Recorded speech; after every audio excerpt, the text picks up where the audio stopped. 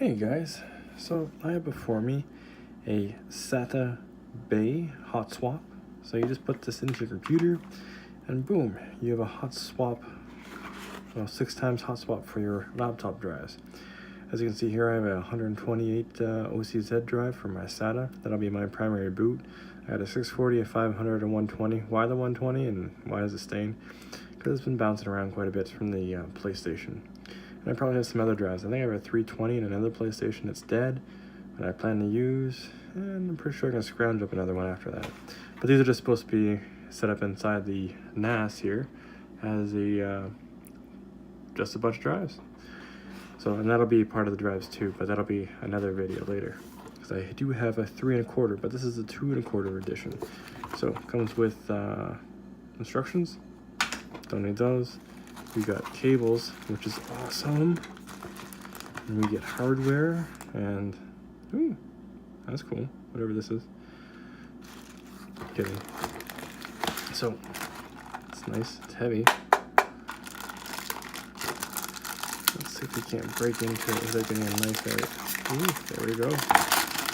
Alright, so it's got ventilation on the back, which is why I got it. The 6 SATA ports, and it supports up through all the SATAs, and it takes 2 of the old school power ports. Now, this is a metal design. Can I just pry it open? No, okay, needs a tool. So you can do that, you pull it off, and you've got the 4 mounting screws, and so typically, mounts like this.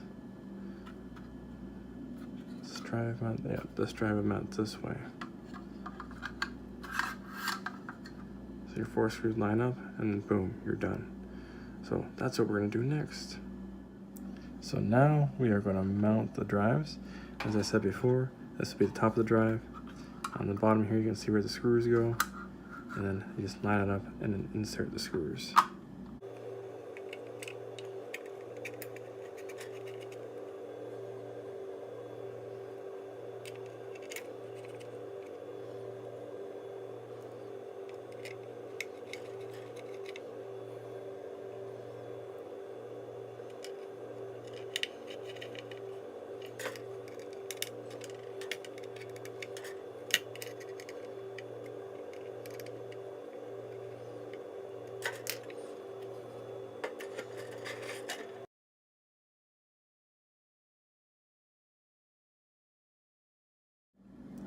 So what I've learned with this is it does take a little bit of playing around. See, that one worked no problem. It locks in place and you're done. So these drives are quite easy.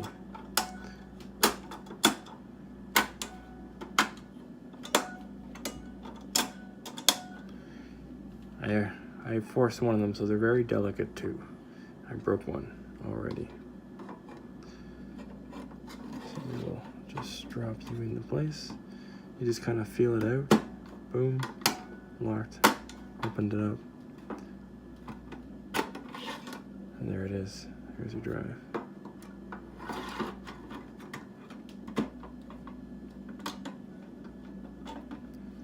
And that's it, easy as that. Okay, now all the drives are installed. It is time to install the bay. As always, my perception is quite off when I wear this headset. And there you go, boom. And with this case being easy, just to make sure the holes line up. Right there.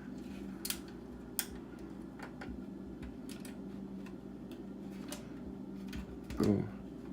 It's installed where it wants to be. So all you have to do is open it this way. You pull it out, there's your drive. Put it back in, nice and gentle. Locked. Done. Just one last look at this. It does have a bit of a design flaw in that the mechanism is plastic and should not be forced. But the amount of times that you're going to be opening and closing these things is, let's say, 30 times, and it can easily handle that. There. Just have to kind of let it do its thing, and be gentle with it. It is an all metal design, minus the plastic button and or switch. So along with being hot swappable, nice and gentle. Try another one. This one's empty. This one does have a drive. There you go. Just have to be gentle with it. The plastic key, which then puts it in the lock position, and it can't be opened. Go to unlock it. There you go. You pull the drive out. Do what you need to do. Put it back in. And then just lock it.